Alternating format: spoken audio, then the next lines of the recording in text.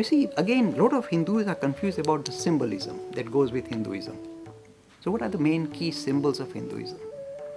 Again, I give you a little bit of Sanskrit etymology so you become more stylish. The Sanskrit word is prati. From the word prati, which means going towards, we derive two words, pratika and pratima. Pratika means a symbol that will lead me to somewhere, and pratima means an, if you like, an image that will lead me somewhere. Where? It's talking about becoming spiritual. So from the word prati, Hindus derive two words, pratika, pratima. Means a symbol that will, if you like, link me with higher ideals, or an image that will lead me to higher ideals, or regarding what is the nature of reality. That's our search. So these are very important words. And the word pratik means, if you like, images or symbols. So what are the symbols of Hinduism? The most popular symbol that you must have come across by now is the symbol Om. Now Om is a very unique symbol. It's not only just pictorial that you can see what it looks like, it is a sound. So it engages your eyes as well as your ears. So it engages both your senses. And the symbol Om is not something that the committee sat down and said, let's devise a symbol for Hinduism. This, they say, in the deepest of meditation, is something that they encountered. They feel that when you go into deep meditation, you feel the whole universe as a vibration. And this vibration in deep meditation, not these ears, is understood. When you try and give it expression, when you come out of meditation, it sounds like Om. And it's not one person saying it. All the founders, all the rishis say when they go into deep meditation, they hear the whole universe vibrating with a sound. And this is not it's not an unusual idea. Modern cosmology is talking about a vibration that is, if like, the background vibration. So they say we hear a vibration which sounds like, it's not exactly Om, because verbally, if you try and give verbal expression, it says sounds like Om. So that's the most universal symbol of Hindus, Om. The second symbol Hindus have used is the symbol swastika. And you may have seen the image of swastika, like it's got 4 arms and little dots in the middle. Now what is the swastika all about? It comes from the Sanskrit root swasti, means bring auspiciousness, means bring good luck. So the idea is this, let us focus and let us try and bring good stuff, auspiciousness, good luck from all the 4 corners of the world. So it's got 4 arms, trying to bring in auspiciousness, goodness from all corners of the world. This is the actual meaning of the word swastika, bring goodness from all corners of the world. What a lovely idea. But this, of course, this symbol was hijacked by Hitler and used as a nasty, horrendous symbol of his particular, Reich. And the only way you can distinguish the Hindu swastika with the Hitler swastika is very simple. The Hindu swastika will always be either orange in color, like the color of the sun, the rising sun, means very full of illumination, or red sometimes, or saying very brilliant, bright. The Nazi swastika will be black. This is how you distinguish them.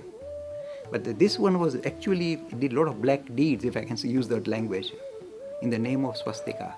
So this is the original meaning of the word swastika. You must understand it. The third symbol that is very popular in Hinduism is the symbol of lotus. You'll see in every temple, every gods and goddesses holding lotuses or standing on lotuses.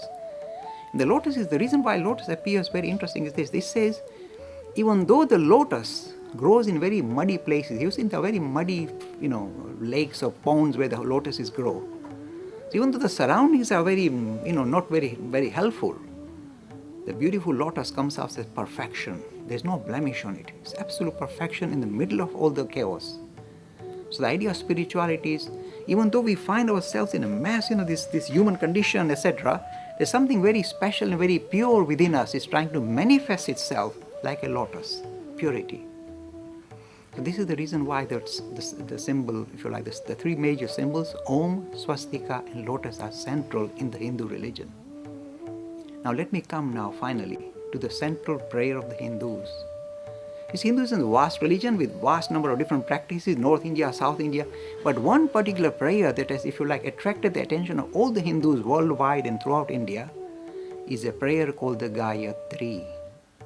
Now normally when we start Eton classes, I normally ask you to recite the Gayatri with me, but I'll just tell you what it means. The Gayatri is the most important, potent prayer of the Hindus, and the reason why it's very important is this. Normally prayers are begging, say, oh Lord, help me, I'm in trouble, I'm in distress. Oh Lord, please give me some more money, I need to pass my, go to Oxford University, please. They're normally begging prayers. The Gayatri is nothing of the sort. It is simply saying, make me illumined. It doesn't want anything from God, but looks for illumination. It wants to be illumined. So the actual translation, this is the loose translation, is let us meditate, because meditation is the powerful way of trying to make suss out the human condition. Let us meditate on the glorious effulgence. They don't use the word light. On the glorious effulgence. Effulgence means a light doesn't require outside source, doesn't require a wire to bring power into it. It's just self-lit.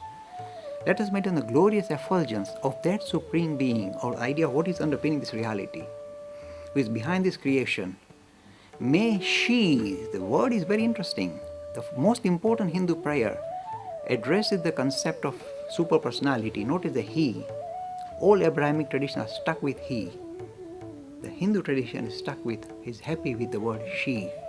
May she enlighten our hearts and direct our understanding. The two major features we possess, our heart and head, is saying, oh, let them both be kind of directed towards making sense of the human condition. Let me use both my faculties, head and heart, to understand the nature of reality. That's why it's a very potent prayer used by all Hindus. And of course at Eton, we start our sessions by reciting the Gayatri. Free e-learning course in Hinduism. To register, please visit www.hindu-academy.com. Talks on Hinduism. Sponsored by People Care, encouraging caring for the elderly in their own homes. For more information, please visit peoplecare.com.